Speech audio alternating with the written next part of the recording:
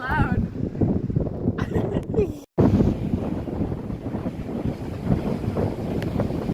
Yes, I am on the floor of my classroom at school, but we can ignore that. It's the only quiet place with good lighting that I can think of. But today we're talking about the sculpted rocks at Saint-Malo, France, and that place is amazing. So cool. I am going to show you a little bit of the flyer I got from there that has a lot of the history about it, telling you the story of the sculptured rocks in Saint-Malo, France.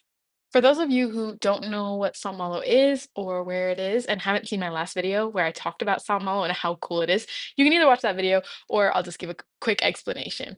So Saint-Malo is in the region of France called Bretagne and also known as Brittany in English. I lived in Rennes at the time. I was a missionary for the Church of Jesus Christ of Latter-day Saints, and there's another video about my experience with all that. Me and my friend Sierra would visit the town of Saint-Malo all the time. And there they have the sculptured rocks. Such a cool exhibit.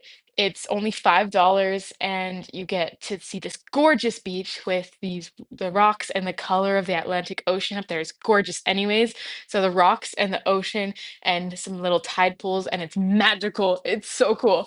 And so me and my friend Sierra wanted to see this. We saw that it was in St. Malo, which we were going to be visiting anyways to actually meet somebody else, which I talk about in my St. Malo video. We went at like noonish, thinking that the sculptured rocks exhibit was just there out in the open. We learned that you needed tickets and that they were closed for lunch break from 12 to 2. So, tip if you're ever planning on visiting, plan on not visiting between 12 and 2. So we showed up at 12, and when we realized that it wasn't going to be opening it until around 2-ish, we knew we needed to go get some lunch before we discovered it. So we kind of just walked around the area, and I had one of the best baguettes I've ever had in my whole life.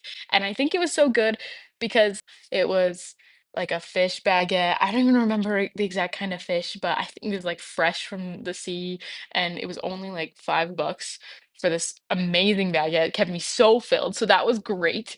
But after that, we kind of just explored another beach that was right next to the other one. Technically, we probably could have hiked over to the same beach area that you can hike down to from the sculptured rocks, but we did not want to break any rules if that was breaking a rule.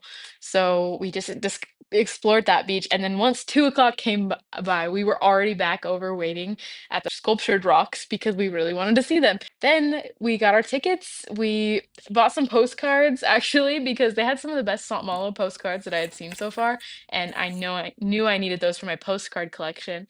And so then we went and discovered the sculptured rocks. Some of the history behind these rocks I'm going to share in another clip.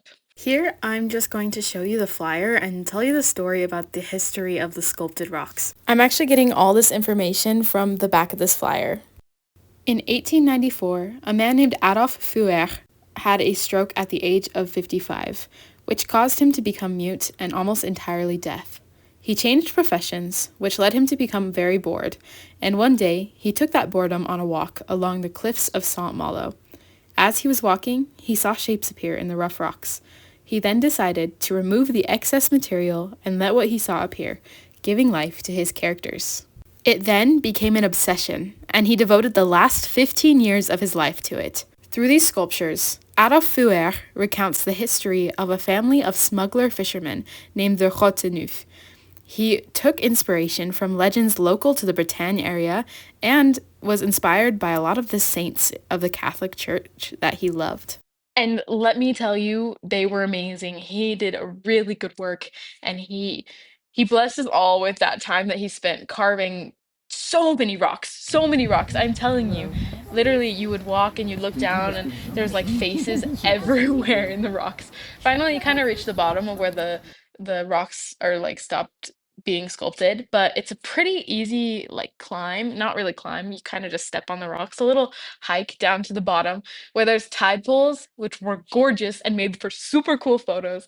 And I have this epic photo of me with this random dog. Yeah, I don't know whose dog this was.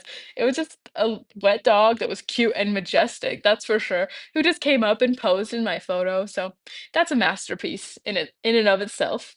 But it was really fun and it was so worth my time. So if you are ever visiting Saint Malo, or even if you're thinking about visiting the Normandy and Bretagne area, make the trip to Saint Malo. That place is magical and the sculptured rocks is definitely one of the highlights. So make sure you go and make sure you don't go between 12 and 2.